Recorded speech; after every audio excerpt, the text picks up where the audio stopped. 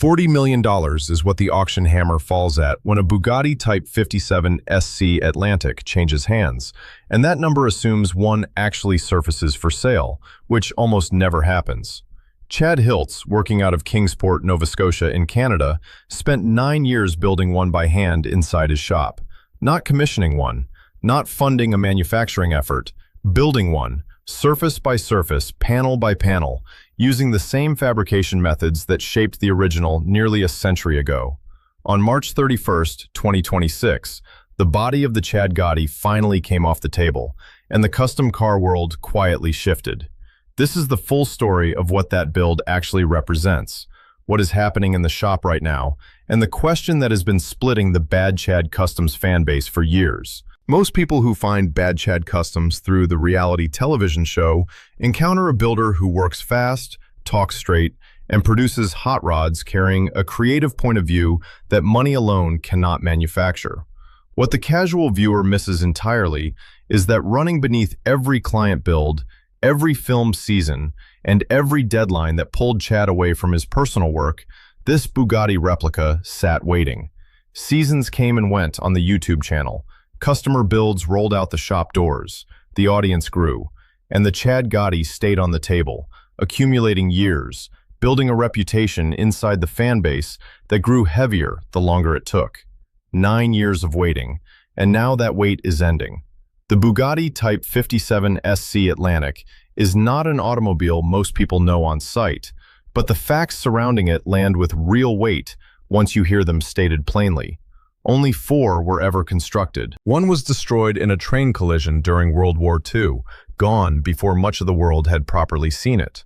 Another has stayed in the same private collection for decades and almost never surfaces publicly. The ones that have actually transferred ownership sold for north of $40 million, and some private sale estimates have run higher than that figure. Those numbers come from what the market confirmed, when one of these cars actually changed hands. Not speculation, not approximation. The real confirmed floor. Hand-formed aluminum bodywork, shaped without modern guidance. A dorsal spine running the entire length of the body. Proportions nothing built before or since has matched.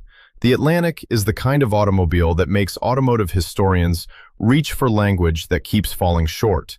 And Chad Hiltz, out of a small town in Canada, decided he was going to build one from scratch. The word replica carries real baggage in the custom car and hot rod world because it gets applied to kit builds, prefabricated panels, and projects that approximate a famous shape without doing the foundational work. None of that applies to the Chad Gotti. Chad set out to fabricate every surface the way the original was constructed, by hand, using metalworking and fabrication techniques that take years to develop and demand a genuine tolerance for starting over when a result falls short. Anyone who has watched enough Bad Chad Customs footage already knows that Chad will redo a panel 5 times before accepting it on a client build. On a personal project with no external deadline and no client waiting on delivery, that standard goes higher. Every compound curve on this automobile, every inch of that iconic silhouette came out of his shop through fabrication work that does not get shortcut. That commitment is a significant part of why 9 years passed, and the delays split honestly into 2 categories. The first is personal, and it is the part most longtime viewers already understand from following the show across its different seasons. The years this build ran were some of the most turbulent of Chad's life. Some seasons the shop ran at full capacity, and the Bugatti received serious attention. And other seasons family came first, health came first. The kind of weight that does not care what sits on a workbench moved in and the build waited. Across those years, the Chad Gotti became something like a reading of where Chad stood personally, and that connection between the automobile and his life outside the shop gives this project a layer the bodywork alone cannot carry. The second category of delays is technical, and it deserves its own treatment. Sourcing materials for a build this complex operates nothing like pulling from a supplier catalog. Reference dimensions, mechanical engineering decisions, and structural choices all required research, and sometimes required starting over entirely when an approach failed to hold. Every new fabrication technique this build pushed Chad into meant going back and examining earlier sections through a different set of eyes.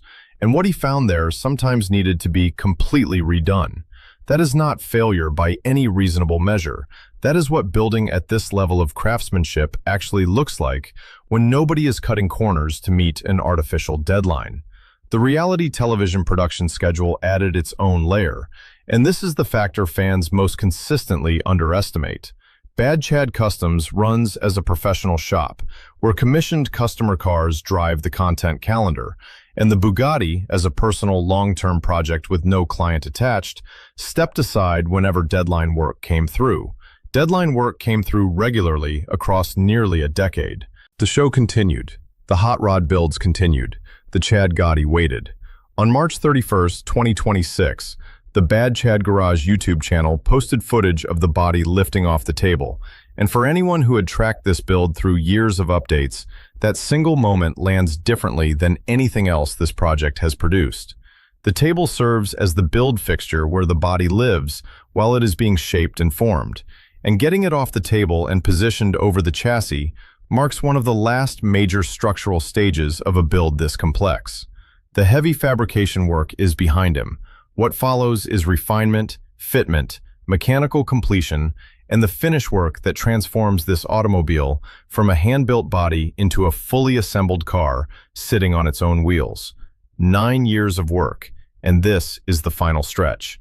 What happens after it is finished is where the fan base divides, and it divides on a question Chad himself gave 2 different answers to over the years. At various points, he spoke about the Chad Gotti in language that placed it in a deeply personal category, the kind of project a builder takes on to prove something to himself, to leave something behind, to show what is possible when no client is dictating the direction. That framing points toward keeping it, because nobody gives 9 years of their life to something and hands it to a stranger without something tearing in that decision. But the other thread carries equal weight. Chad Hiltz builds things, and a finished automobile at this level would draw serious interest from private collectors, museums, and automotive institutions, not as a guess, but as a near certainty given what this car represents. A hand-built replica of the rarest automobile in existence, constructed by one of the most recognized custom car builders in North America, carrying nearly a decade of documented history on a widely watched reality television channel and YouTube platform. The figure attached to that sale would be life-changing by any honest measurement, and Chad knows that as well as anyone following this story. Jolene's connection to this build is the detail most fans have completely missed. She served as shop manager through a meaningful stretch of the Bugatti project, present during some of the most formative seasons this automobile went through, embedded in the daily operation of the shop, while the most demanding fabrication work was active. The energy surrounding the Chad Gotti during that chapter of Bad Chad Customs, the dynamic between her and Chad during those years, all of it lives inside this car in a way that runs deeper than nostalgia. For viewers who followed the show through its different eras, the Chad Gotti documents a specific period of that shop and those people that a large part of the audience holds on to, which means whatever Chad decides to do with it carries emotional stakes that a straightforward business calculation does not capture. Chad Hiltz built his reputation in the custom car and hot rod world by producing things that should not exist out of a shop in rural Nova Scotia, Canada.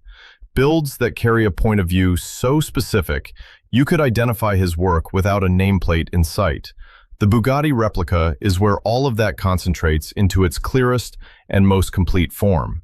No client directed it, no television deadline shaped the aesthetic, no outside pressure defined what it needed to be. When that automobile finally rolls out finished, paint on, interior complete, sitting on its own wheels the way it was always meant to, the conversation will reach far outside the custom car and hot rod community.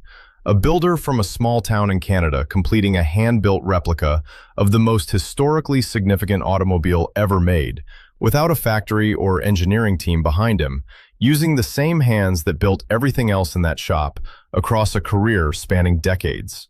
That story carries a shape people well outside this fan base are going to recognize. Leave your answer in the comments, because this question has lived in the back of every fan's mind for years and is now genuinely close to being settled. 9 years of hand fabrication, 9 years of documented history, and one finished automobile on the way. If you had built the most beautiful car in the world yourself and done it alone, what would you do with it?